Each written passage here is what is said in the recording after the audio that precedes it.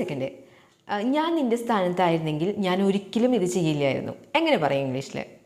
ഇത് യൂസ് ചെയ്യുന്നത്, ഈ ഒരു സെൻറ്റൻസ് ക്രിയേറ്റ് ചെയ്യാൻ നമ്മൾ ഐ വേർ എന്ന് പറഞ്ഞിട്ടുള്ള രീതിയിലാണ് സ്റ്റാർട്ട് ചെയ്യുക കേട്ടോ. അപ്പോൾ നമ്മളൊരിക്കും ഐയുടെ കൂടെ വേറോ, ഐയുടെ കൂടെ വാസല്ലേ വെക്കാന്ന്. ഐയുടെ കൂടെ നോർമൽ ആയിട്ടുള്ള സിറ്റുവേഷനിൽ ഐ വാസ് തന്നെ വെക്കുക. I was going, I was reading, ഞാൻ വായിക്കുകയായിരുന്നു, ഐ വാസ് സ്ലീപ്പിംഗ്, ഞാൻ ഉറങ്ങുമായിരുന്നു. ഇതൊക്കെ പറയുമ്പോൾ ഐയുടെ കൂടെ നോർമൽ ആയിട്ടുള്ള സിറ്റുവേഷനിലൊക്കെ വാസ് തന്നെയാണ് വെക്കുക. അപ്പോൾ എപ്പോഴാണ് വേർ വെക്കുക? വേർ വെക്കുന്ന ഇത്തരത്തിലുള്ള സാഹചര്യത്തിലാണ്. നമ്മൾ ഒട്ടും ഒരിക്കലും നടക്കാത്ത, അല്ലെങ്കിൽ നമ്മൾ വളരെ സാങ്കല്പികമായിട്ടുള്ള കാര്യങ്ങളൊക്കെ പറയില്ലേ, ഞാൻ നിൻ്റെ സ്ഥാനത്തായിരുന്നെങ്കിൽ എന്നല്ലേ നമുക്കിവിടെ പറയണ്ടേ. ഞാൻ എങ്ങനെയാണ് മറ്റൊരാളുടെ സ്ഥാനത്താവുക?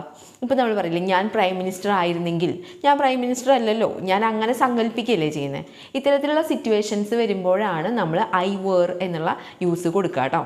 അപ്പോൾ ഞാൻ നിൻ്റെ സ്ഥാനത്തായിരുന്നെങ്കിൽ എന്ന് പറയുമ്പോൾ ഇഫ് ഐ വേർ യു, അഥവാ ഞാൻ നീ ആയിരുന്നെങ്കിൽ അല്ലെങ്കിൽ നിൻ്റെ സ്ഥാനത്തായിരുന്നെങ്കിൽ I would never do this, ഞാൻ ഒരിക്കലും ഇത് ചെയ്യില്ലായിരുന്നു.